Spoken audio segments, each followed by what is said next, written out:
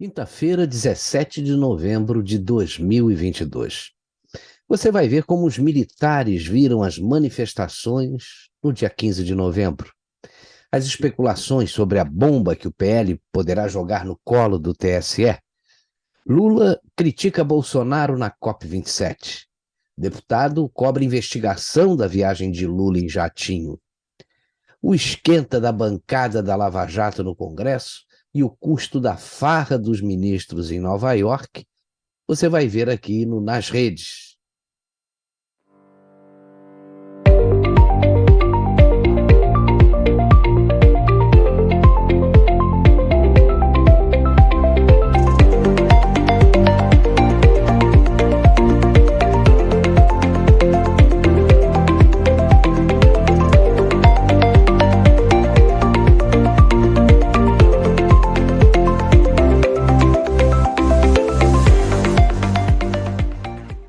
Nós temos visto várias imagens das manifestações democráticas que acontecem na porta dos quartéis do Brasil. Mas a imagem que você vai ver agora foi feita de dentro do quartel no setor militar urbano em Brasília. Depois de assistir esse vídeo, você vai ter uma ideia de como foi gigantesca a manifestação que aconteceu por lá.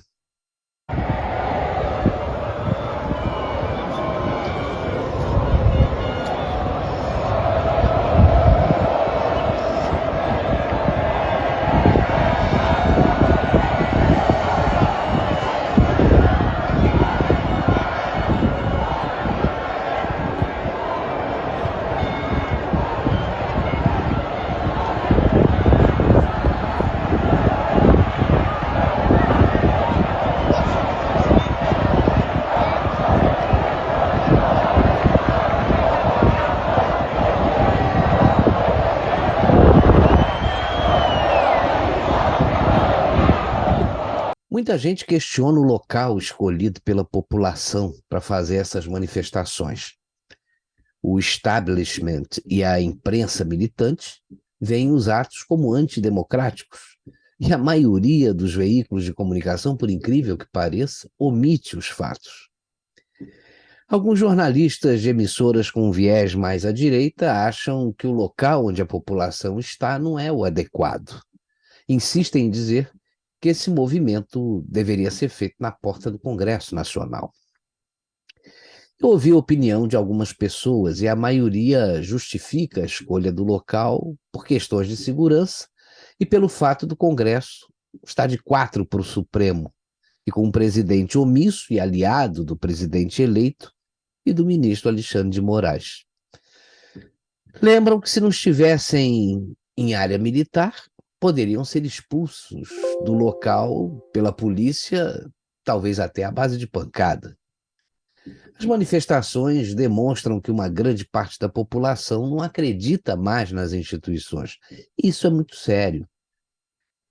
E é por isso que eles estão pedindo socorro a quem consideram um poder moderador capaz de acabar com os abusos de ministros do Supremo que descumprem a Constituição, que punem jornalistas e parlamentares por crimes de opinião que não existem no nosso ordenamento jurídico. Realmente, o Congresso seria a instância capaz de colocar um fim nisso, se o seu presidente, o senador Rodrigo Pacheco, fosse um parlamentar sério e não um covarde. E nós não sabemos se essa covardia ou falta de seriedade acontece por medo, incompetência ou interesse em causas de seu escritório de advocacia que tramitam lá no Supremo.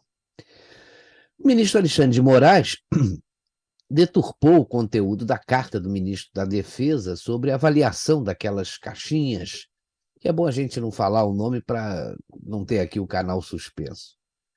A pergunta que não quer calar é a seguinte: por que o TSE não entrega aos técnicos da defesa os códigos-fontes para acabar de vez com qualquer dúvida? Em vez disso, com as atitudes de alguns ministros incompatíveis com o cargo que exerce, só colocam mais lenha na fogueira. Essa falta de transparência da autoridade eleitoral e a sua visível parcialidade também é que fazem as pessoas desconfiarem do processo como um todo. Ontem um amigo meu me mandou o desabafo de uma brasileira chamada Daniela Campanha, que eu vou compartilhar com você agora.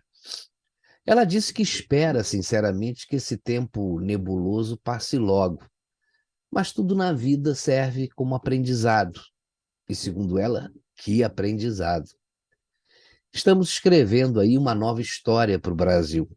Daqui a 20 anos, estaremos nas páginas dos livros de história do Brasil como a grande manifestação de 2022. Nossos filhos e netos, que hoje não compreendem ou discordam até da nossa luta, entenderão que foi por eles e para eles que nos sacrificamos. Famílias inteiras debaixo de sol e de chuva. Manifestantes de 0 a 80, 90 anos de idade, homens, mulheres e, por algumas vezes, viu até os amados pets no meio de todos, de forma serena, ordeira e respeitosa. Uns cooperando com os outros o tempo todo. Nossos filhos e netos não merecem ser escravizados, disse ela, e também não merecem viver de forma miserável. Nossos antepassados trabalharam muito e nós também, para termos e darmos aos nossos descendentes dias melhores, pois se não fosse por isso, por uma grande motivação, nada disso faria sentido nem valeria a pena. Que possamos cantar tão logo o hino da vitória. E vale a pena a gente ver o que postou o representante da nossa família real, o príncipe Luís Felipe de Orleans e Bragança. Olha aí. A opinião pública já está formada e não depende de parlamentares ou de influenciadores. Mesmo que calem muitos mais e a grande mídia faça propaganda enganosa, o descrédito dos juízes e do governo do bandido é irreversível. PL de Bolsonaro joga bomba no colo do TSE. Por essa eles não esperavam. Agora vamos falar sobre essa possível bomba aí que o partido do presidente Jair Bolsonaro poderá jogar aí no colo dos ministros do TSE. Essa semana já houve muita especulação com relação a um pedido do PL para anulação do último pleito. Na segunda-feira surgiram informações de que o PL, partido do presidente, iria pedir nos próximos dias ao Tribunal Superior Eleitoral a anulação das eleições de 2022. A informação foi confirmada pela Jovem Pan e essa ação que está sendo finalizada leva em conta pelo menos 2 auditorias sobre as famigeradas urnas. Segundo a notícia, um dos relatórios de fiscalização do PL concluiu não ser possível validar os resultados gerados em todas as urnas eletrônicas, sobretudo aquelas de modelo 2009, 2010, 2011, 2013 e 2015. Além disso, vale informar que o documento é assinado por Carlos Rocha, presidente do Instituto Voto Legal, também por seu vice, o engenheiro eletrônico Márcio Abreu, e o membro associado Flávio Gotardo de Oliveira, engenheiro aeronáutico, ambos formados no Instituto Tecnológico da Aeronáutica, o ITA. Mas na própria terça-feira, o PL negou e disse que não vai questionar o resultado das eleições deste ano. Um suposto relatório foi divulgado pelo site O Antagonista. O portal havia confirmado essa notícia. Por meio de nota, o PL afirmou que o resultado da fiscalização do partido termina só no mês de dezembro e rechaçou a matéria do portal. Ainda não foi divulgada qualquer versão final do relatório. A versão publicada pelo Antagonista é obsoleta e não está assinada por ninguém, diz o comunicado do Partido Liberal. Lula falou ontem na COP27. Olha aí, a frase que mais tem ouvido dos líderes de diferentes países é: o mundo sente saudades do Brasil. Além de momentos de êxtase pessoal como esse, em que ele disse que tinha ouvido de vários líderes de diferentes países do mundo que sente saudades do Brasil, que o mundo sente saudade do Brasil, né?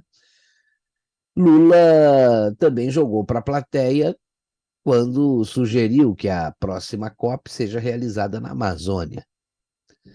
Houve momentos aí em que o pacificador do discurso da vitória se revelou. Apesar de não ter citado Bolsonaro nominalmente, Lula apontou supostos recordes de desmatamento na atual gestão e prometeu um novo rumo ao país.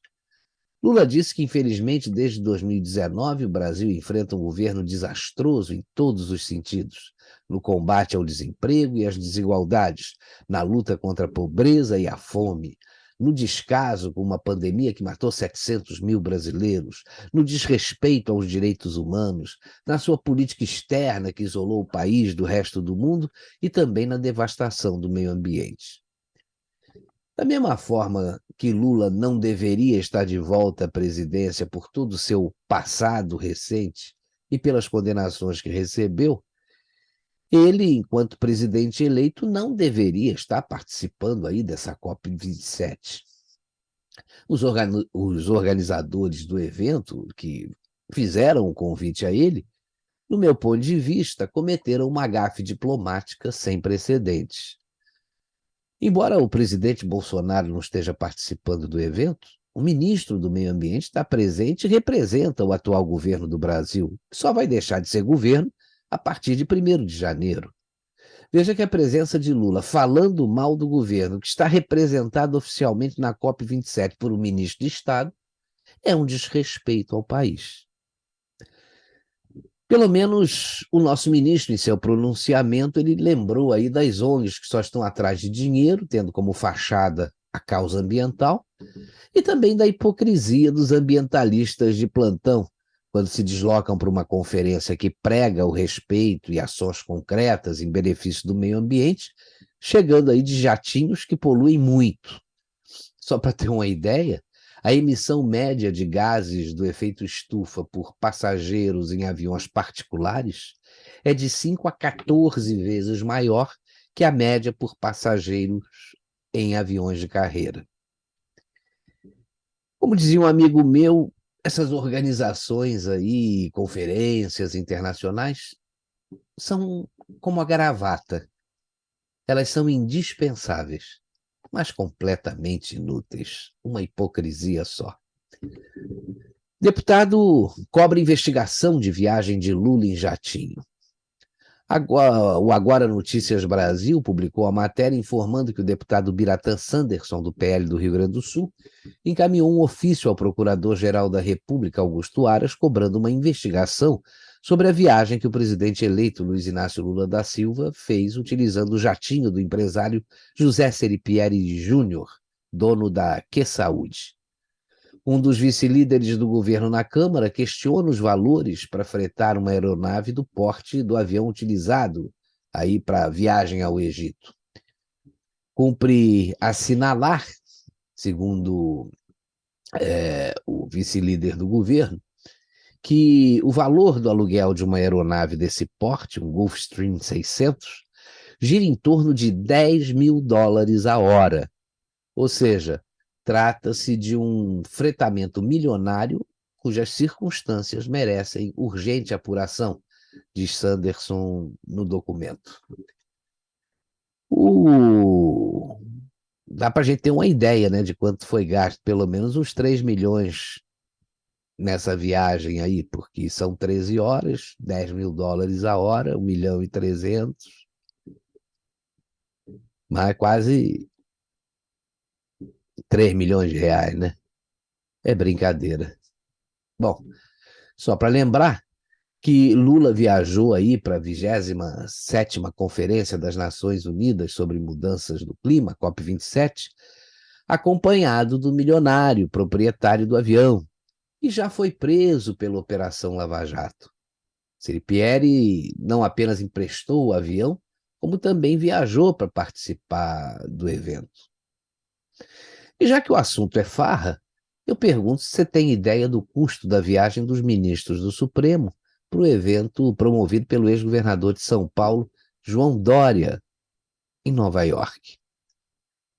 R$ 4.400.000, o meu, o seu e o nosso dinheiro. Você quer saber quanto custou o rolê dos nossos excelentíssimos para falar sobre liberdade e democracia em Nova York? O contrato número 54 de 2022 do STF foi feito especificamente para assistência de viagens internacionais, seja, para essa viagem que eles estão fazendo agora. No sistema eletrônico de informação, nem todo mundo tem acesso àquele contrato. Então, deixa eu mostrar aqui para vocês, para tirar a prova desse valor. Foi feito pregão eletrônico, ou seja, edital de licitação para essa viagem. Vamos lá confirmar o valor da viagem. Aqui nós temos o valor: 4.400.000 para essa viagem muito verdadeira e honesta em Nova York. E não é que o contrato diz o mesmo valor. Agora, não sei, né? Acho que a gente tá num período que a gente deve questionar, assim, sem, não ofende, né? É só fazer uma perguntinha, já que eu não posso afirmar. Não sei que eu tô mentindo, né? Mas tá ali o documento. E aí, alguém quer tirar a prova pra mim? O vídeo já acabou, tá? Só tô aqui pensando, já que fome é um problema muito grave no Brasil, quantas pessoas a gente poderia alimentar com esse valor? 4.400.000, cara. É comida, né? Mas uma notícia publicada nas redes sociais mostrou que a empresa de Dória bancou gastos de ministros em Nova York. A direção do Grupo de Líderes Empresariais, o LID, empresa de eventos ligada ao ex-governador de São Paulo, João Dória, informou ter custeado as despesas dos 5 ministros do Supremo Tribunal Federal, na realidade são 6, para o encontro de empresários em Nova York, nos Estados Unidos. O evento garantiu que não pagou cachê a nenhum palestrante da Brasil Conference, que foi realizada entre os dias 14 e 15, mas arcou com passagens, hospedagem e refeições. Ora, esse assunto merece uma investigação, ou quem sabe até uma CPI da farra da toga, por que não? Se teve licitação, como vimos, para essa viagem, como é que pode o organizador do evento dizer que bancou passagens, hospedagens e refeições dos ministros? E tem mais: o fato de ministros da corte terem sido bancados por um empresário é mais um absurdo protagonizado pela turma do STF. Eles não deveriam aceitar convites de ninguém, né? A gente sabe que não tem jantar de graça, ainda mais em Nova York, e com passagem e hospedagem incluídos. Esses ministros cospem nas caras dos manés, né? Alguém precisa dar um basta nesses abusos. Assim é muito fácil dizer que defendem a democracia. Essa democracia a qual eles se referem só serve para alimentar vaidades, soberba e um eterno descaso com relação à população brasileira. Não é, mané? E tem advogado aí, esquerdista, que acha que o Brasil está cheio de manés, né? Veja só o absurdo. Advogado entra com um pedido para antecipar a posse de Lula. O STF nega. O advogado Fábio de Oliveira Ribeiro entrou com uma petição no STF para antecipar a posse de Lula e retirar o presidente Bolsonaro do comando do Poder Executivo antes do fim do mandato, que acaba em 1º de janeiro de 2023. O advogado alegou que há um perigo de golpe de Estado que não pode ser ignorado e disse ainda que Jair Bolsonaro nunca foi capaz de defender a democracia. Por ser uma afronta à nossa Constituição, o pedido desse advogado é um atentado à democracia. E onde é que está o ministro Alexandre de Moraes para punir esse sujeito? Estava em Nova York, né? Lembrei. Estava falando sobre uma nova modalidade de democracia, a democracia seletiva, que foi implantada por ele no Brasil, ou melhor, na nova República do Xandaquistão. O fato veio a público ontem, mas a ministra Carmen Lúcia negou o pedido no dia 7 de novembro, antes da farra na terra do tio Sam. E no rol das petições absurdas, tem mais uma aí: o deputado Marcelo Caleiro, do PSD do Rio de Janeiro, conseguiu seus minutos de fama ao afirmar que o ministro da Defesa está duvidando das urnas e pediu ao STF o impeachment do ministro, o general Paulo Sérgio Nogueira. O ministro Alexandre de Moraes, em vez de devolver o pedido ao solicitante por não ser a instância adequada para julgar um pedido dessa natureza, encaminhou essa solicitação para o Procurador-Geral da República e deu prazo de 5 dias para as manifestações da PGR. Mais uma vez, o ministro Alexandre de Moraes ignorou o Congresso, que é a instância adequada para receber e deliberar sobre esse tipo de solicitação. Pelo visto, agora os alvos do ministro vão ser os militares. E, para desespero dos esquerdistas de plantão, começou o esquenta da bancada da Lava Jato no Congresso Nacional. Segunda instância, fim do foro privilegiado, combate ao PT, são as prioridades da bancada da Lava Jato no Congresso. Segundo o jornal Gazeta do Povo, a eleição de candidatos com histórico de participação na Lava Jato e no combate à corrupção pode trazer o tema novamente aos holofotes no Congresso Nacional a partir de 2023. O deputado federal eleito Deltan Dallagnol pelo Podemos do Paraná e o senador eleito Sérgio Moro, União Brasil, que se consagraram aí como os principais nomes dessa operação, que foi responsável, né, pela prisão do ex-presidente Luiz Inácio Lula da Silva, devem atuar de forma conjunta para a defesa de pautas como o fim do foro privilegiado e a detenção de condenados em segunda instância judicial. A deputada federal eleita Rosângela Moro, do União Brasil, esposa do ex-juiz, também vai fazer parte dessa bancada da Lava Jato. Deltan avalia que a atuação do Congresso pode abrir caminhos para que surjam novas lava-jatos. Ele foi o candidato mais votado para a Câmara no Paraná. Sérgio Moro também teve um triunfo eleitoral de peso, ao superar aí o veterano Álvaro Dias, do Podemos do Paraná, que buscava seu quarto mandato consecutivo no Senado.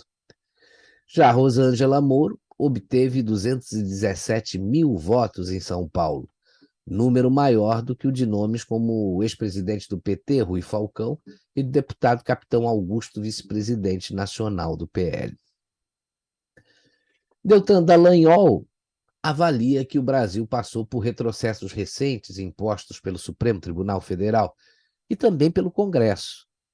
E tudo isso relacionado aí, todos esses retrocessos, né, relacionados ao combate à corrupção. Segundo ele, as 10 medidas contra a corrupção, conjunto de propostas do Ministério Público apresentadas em 2015, tiveram uma apreciação até muito tímida por parte do Congresso Nacional. Segundo o deputado eleito, algumas dessas proposições são essenciais. Ele especifica como exemplos a criminalização adequada do Caixa 2 eleitoral e do enriquecimento ilícito dos funcionários públicos. Deputados e senadores ligados à Lava Jato não serão cooptados por Lula nem por seus aliados, né? Os novos eleitos com bandeiras bolsonaristas também não. Tem um perfil bem diferente daqueles que se aproveitaram na eleição passada, daquela onda Bolsonaro, e depois de eleitos foram para a oposição.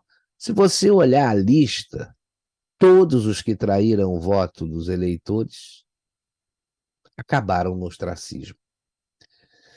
Vamos ver se o Lula tomar posse aí, como é que ele vai tentar conseguir, se é que vai conseguir, né, trazer o Congresso para o lado dele. Mesmo antes de tomar posse, Lula tem decepcionado muitas pessoas que o apoiaram, né? De economistas a cidadãos negros e LGBTs. A esquerda continua muito segura de si, né? Fazendo aí a transição. Mas a gente está vendo que a ciumeira já começou, né? Tem gente batendo cabeça nessa equipe de trabalho. Essa segurança que a esquerda transparece nesse momento de transição, confesso a você que desanima muita gente, que não gostaria de ver, né, um ex-condenado de volta ao local do crime. Mas eu vou te dizer uma coisa, se Napoleão Bonaparte estivesse vivo e olhando esse momento brasileiro, ele só diria uma coisa: nunca interrompa seu inimigo quando ele estiver cometendo erros. Um bom dia para você.